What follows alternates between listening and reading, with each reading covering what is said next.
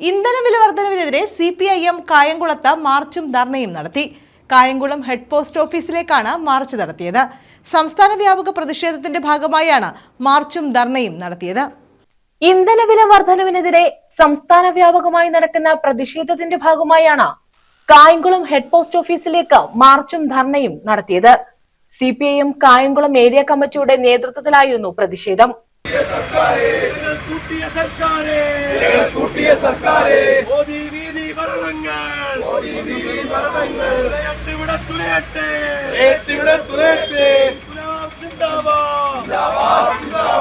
സംസ്ഥാന control commission chairman advocate KH Babujan ഉദ്ഘാടനം ചെയ്തു.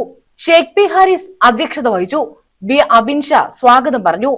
അവർ സ്വയം ആർജിക്കുന്നുവെങ്കിൽ ഈ നാട്ടിലെ പാവപ്പെട്ടവനെ വെട്ടിക്കുന്ന കാശാണ്. പെട്രോളിന് വില വർദ്ധിക്കുമ്പോൾ സ്വാഭാവികമായും ചരക്കുകൂലി വർദ്ധിക്കും. ചരക്കുകൂലി വർദ്ധിക്കുമ്പോൾ ഇവിടെ നിത്യോപയോഗ സാധനങ്ങളുടെ വില കൂടും.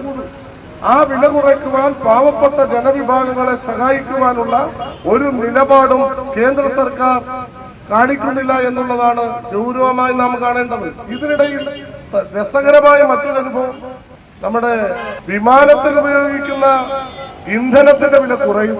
അതാ രസകരം. വിമാനത്തിൽ ഉപയോഗിക്കുന്ന ഇന്ധനത്തിന്റെ വില കുറയുമ്പോ വിമാനക്കൂലി കൂടുകയാണ്. അതും ഇവിടുത്തെ ഈ കുത്തക മുതലാളിമാർ, വിമാനത്തിന്റെ ഉടമസ്ഥർ വിമാനം ഉപയോഗിക്കുന്നത് ഇന്ത്യയിലെ കുത്തക കമ്പനികളാണല്ലോ, സ്വകാര്യ വിമാനങ്ങൾ. അഡാനിയെ പോലെയുള്ളവരെ സഹായിക്കാനാണ് അവിടെയും. 34 രൂപയാണ് കേരളത്തിൽ ഇപ്പോൾ അധികമായി നികുതിയിലൂടെ കേരള ഗവൺമെന്റ് ലഭിക്കുന്നത്.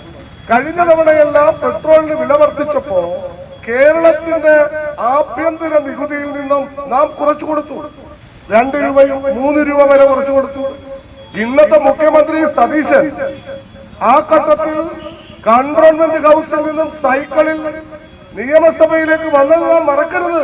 കുഞ്ഞാലിക്കുട്ടിയെ പോലെയുള്ള പരിണിതപ്രവൃത്തരായ UDFന്റെ നേതാക്കന്മാർ ഈ തെരുവേദങ്ങളിൽ കാട്ടിക്കൂട്ടിയ കൊപ്രായങ്ങൾ, സമര ആഭാസങ്ങൾ ഈ നാട് മറന്നിട്ടില്ല.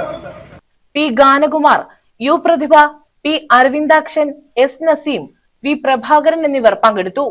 News bureau, Kayamkulam.